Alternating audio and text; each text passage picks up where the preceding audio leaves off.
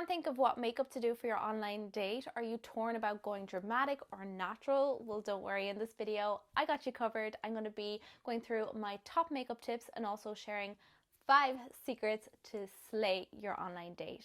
So if you're interested, then just keep watching. Hey Glam Squad, it's Sarah. Welcome back to my channel. So as you saw by the title and the intro, I'm going to be creating this makeup look for you guys. I just wanted to do something quite soft and natural. If you'd like to see something a little bit more on the dramatic side, then do leave me know in the comments below. But I'm also going to be sharing with you guys my 5 secrets to slay your online date. So I will be sharing them throughout this video, as I'm also talking you through and sharing some of my best makeup tips for you guys. So without further ado, let's get into the video. The first secret I have to share with you guys is that you want to be the best version of yourself. And by that, I mean you don't want to go all dressed up looking like Kim Kardashian if that's not you. It's not when you're going to be your most confident and shine and be your true self. So you want to do your makeup for you, and you want to do what makes you feel pretty and confident in yourself. So I decided to create a soft, glam, kind of a sexy look. So I decided to use this palette from Morphe. This is the 18T Truth or Dare palette. And this is a gorgeous neutral tone palette. It's like perfect kind of go-to palette. It has all your neutral tones, like blacks, browns, your transitions, like everything you need from like smoky eye to like an everyday daytime look. So I'm going to be taking that first nice matte beige shade as my transition around mid-tone. I'm going to be taking this on a fluffy blending brush. This is the Blank Canvas Cosmetics E20, and this is going to go right across the crease of the eye. Again, I'm holding the brush at the very end. We want the least amount of pressure for this. And I'm just like dusting it all over the crease of the eye and like right up, like kind of swirling it up towards the brow bone. This is a very light shade. So if you have like a similar skin tone to me, this is just going to be like very natural. It's just going to lay down that color, which will help all the other shades kind of blend better later on as well. Now I'm going to be taking a smaller blending brush. This one is from Morphe. I will leave it linked in the description box. And I'm going to go into that kind of deeper brown shade. And this, I'm just going to work right into the crease of the eye. So I'm not going to go as high up as the first shade. I'm just going to place that down right on the crease. And again, I think I mentioned this before, but like if you don't have a crease, then it's the area just above your eyeball right here. So if you don't have the crease, you can just fake it.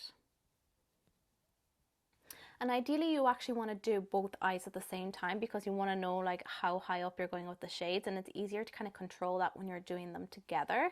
I always do one eye off camera just because sometimes I'm doing like it for an Instagram video, or sometimes I'm just not sure what I'm going to film that day. You know, I kind of want to just experiment with the look I have in mind. So I usually do one eye off camera. It also speeds up the filming process as well, but ideally, especially if you're a beginner, you want to do both eyes at the same time.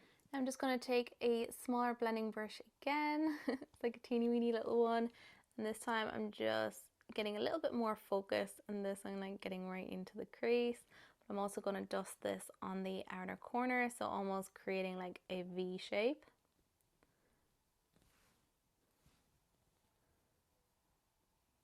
So this I'm bringing right into the inner corner. I'm just going to take a tiny bit of the darkest brown shade, and again I'm just going to focus this mainly on the outer corner, just kind of deepening that color up and then just bringing it across the crease as well. Just going to go back with a clean blending brush, and I'm just going to blend everything out, make sure that there's no harsh lines. And this type of eye look suits all eye shapes as well, and I will go into a little bit more detail on eye shapes soon. I have a series coming on like different eye makeup looks for different eye shapes, so stay tuned for that. Next week it's going to be all about prominent eyes, which is the eye shape I have. So if that is something you're interested in, then do keep an eye out for that. I'm just going to do like a very soft cut crease. It's not going to be dramatic or anything like that, so don't worry too much about it, don't overthink it. So for this I'm just going to take a little angle brush and a little bit of the concealer I use to prime my lids. For like a really dramatic cut crease, what I would do is I would look ahead and I would kind of cut the crease up here, and the reason for that is because you want to be able to see it while your eyes are open, and you know, for it to be like really dramatic and like really stand out, to be really visible. But this is just going to be like a soft cut crease, so I'm just going to follow my own eye shape, and I'm just going to follow just the crease of my eye, just kind of following that lid and just like bringing it around. And I'm only going to go to about here, to where, you know, your dark brown shade is. The reason why I'm cutting the crease is because I really want the nude to kind of stand out against the brown. That's literally the only reason why I'm cutting the crease. So now I'm just going to take a flat eyeshadow brush, and I'm taking a little bit of the nude in the palette, and I'm just going to start packing this onto the lid of the eye. So this is going to sit down like on top of the concealer, and it's just really going to stand out, make it pop. I'm also going to take a little bit of the shimmery shade in the palette right here, and this I'm going to just lay on top of that gorgeous beige or nude shade to really make it pop. And as you can see, I've wiped a little bit of the brown away, so I'm just going to go back over that and just kind of deepen it up. I'm just going to take a little bit more of that shimmery shade, and I'm just going to pop that just right under the brow bone. So now I'm going to finish off with a little bit of liner. I'm going to be using the Morphe kind of pen liner. Again, these I highly recommend for beginners. So I'm just going to create a tiny little wing. So I'm just going to line it up against my lower lash line, like so. And I'm just going to bring it right across till I get to the center of the eye, and then I just like to go back and just fix up my wing a little bit, make it a little bit thicker. So again, I'm just going to go back over it to make sure that it's nice and smooth and all the same kind of thickness. Again, this is another reason why you want to do both eyes at the same time, because you're going to have one that's a little bit thicker than the other. I show this tip as well in my last video. If you just take a little bit of cotton wool and some eye makeup remover, and then just fold it in half. Now you can do this before or after your wing, it doesn't matter, preferably before, but I just totally forgot to do it. And again, you just want to line it up with the lower lash line and then just sweep it up. And that will just clean up any eyeshadow that's outside the liner, but it will also sharpen up your wing as well if you're doing it after your liner. And I'm just going to take a pencil brush and mid-tone brown and the dark brown, and this we're just going to run on the lower lash line. And I'm just going to keep it nice and light. I'm also going to put some liner in the waterline. I'm going to use Morphe's Coconut. It's a white liner. This is amazing. It's really going to open up your eyes and make them pop. It's one of my favorites. You could also go in with like a black or a brown if you wanted to. If you want it to be like a really kind of smoky, sultry look. Oh, I'm just going to pop these on, and then I'll be back for the face and some more secrets. Moving on to the face, we are going to start with primer.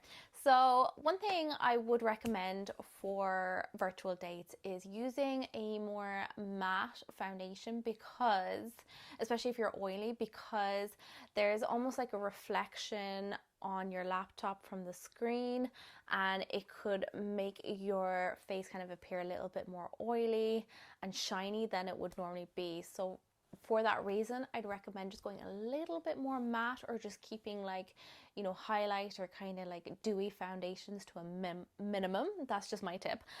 So what I'm going to do is I'm going to use a full coverage matte foundation, but because my skin is quite dry, I'm going to use a primer first, something that's quite hydrating, so the matte foundation isn't going to look too heavy on my face. So I'm going to be using the Revolution baking oil.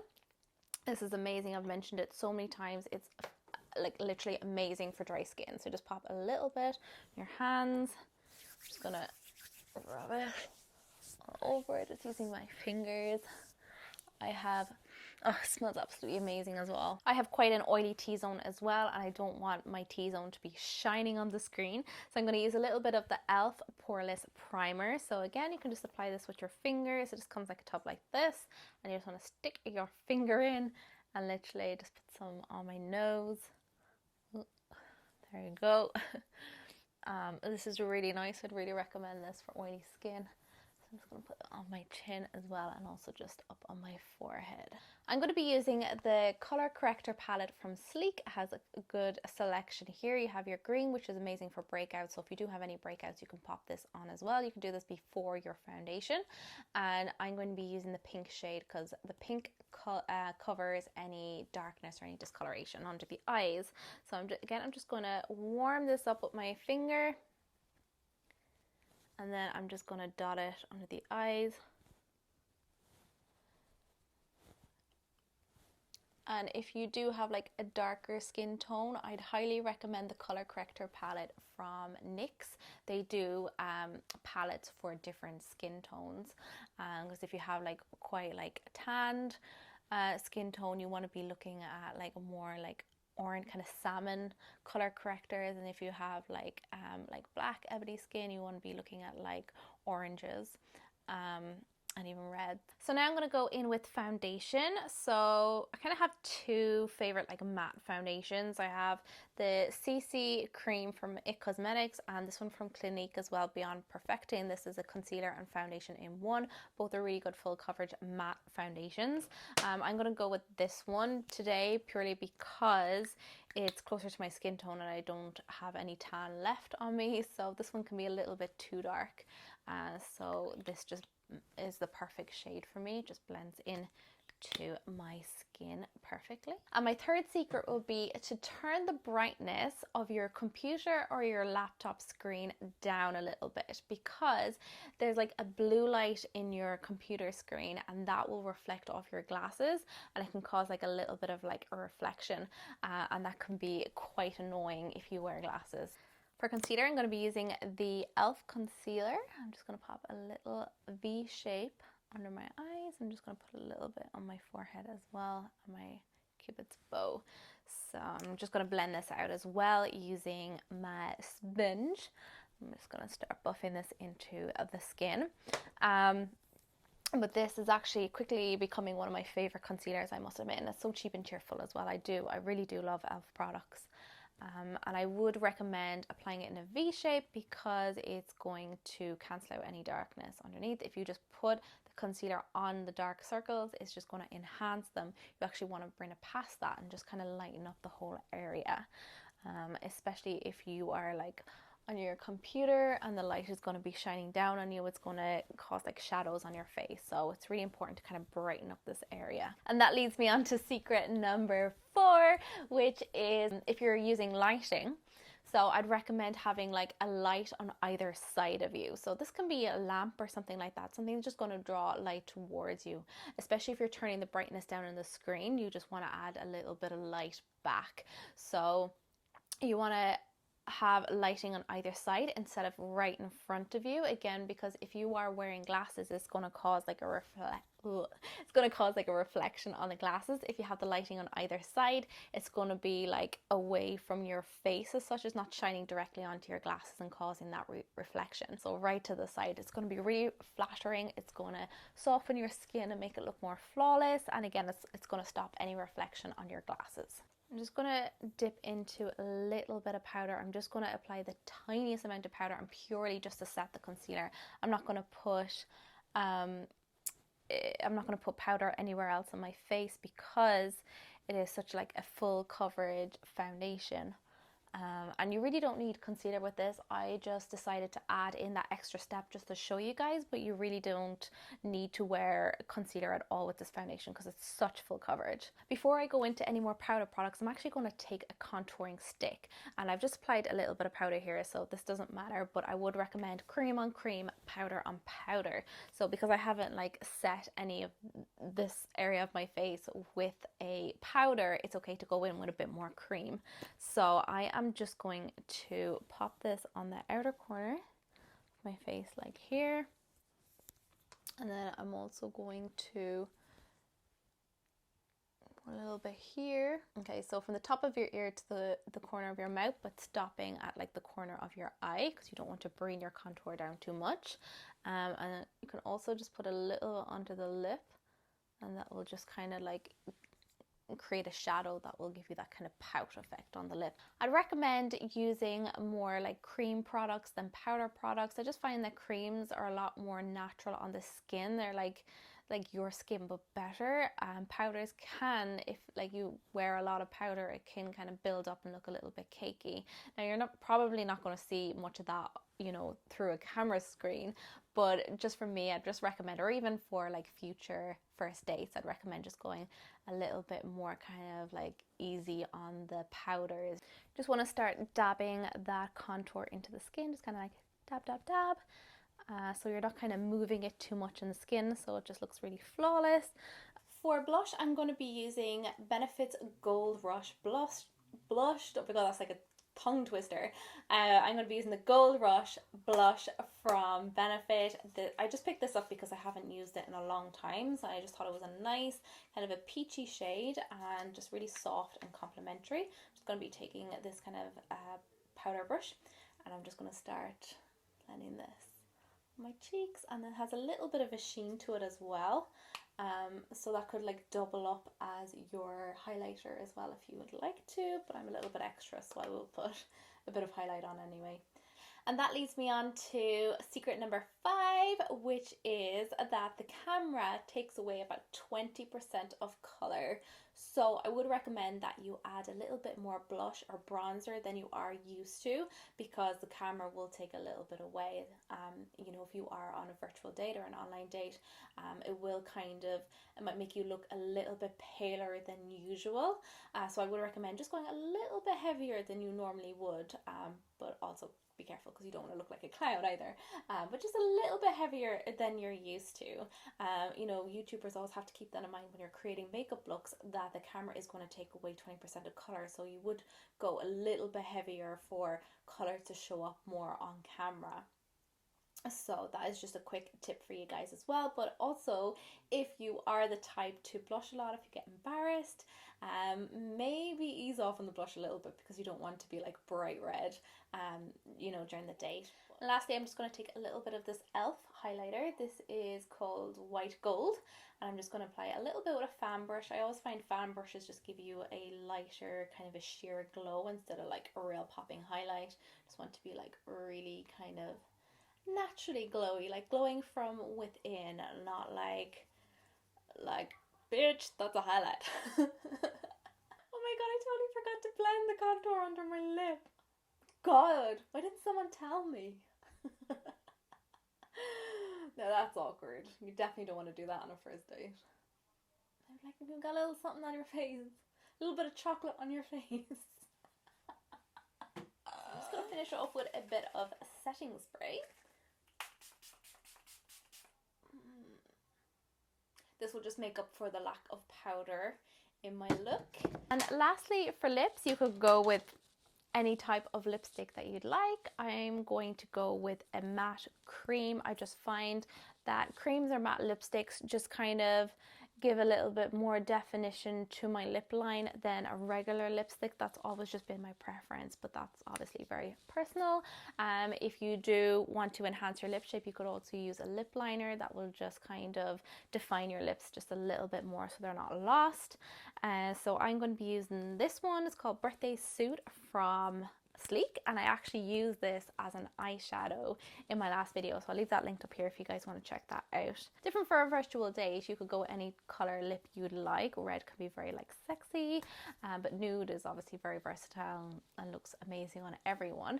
But for an actual first date, I personally would stay away from reds or any bright colors, because you know, you'll end up with lipstick all over your face, all over their face, and if you're eating, it's going to be in your food. Oh my god, no, ends up being an absolute nightmare. Even I don't like wearing bright colors out for dinner and stuff like that, because you end up just wiping it off anyway, especially with reds and purples or plums. They're like end up being all over your face or on your nose, and it's just so embarrassing. Oh my god. So yeah, that's just a personal recommendation from me, just stay away from bright colors.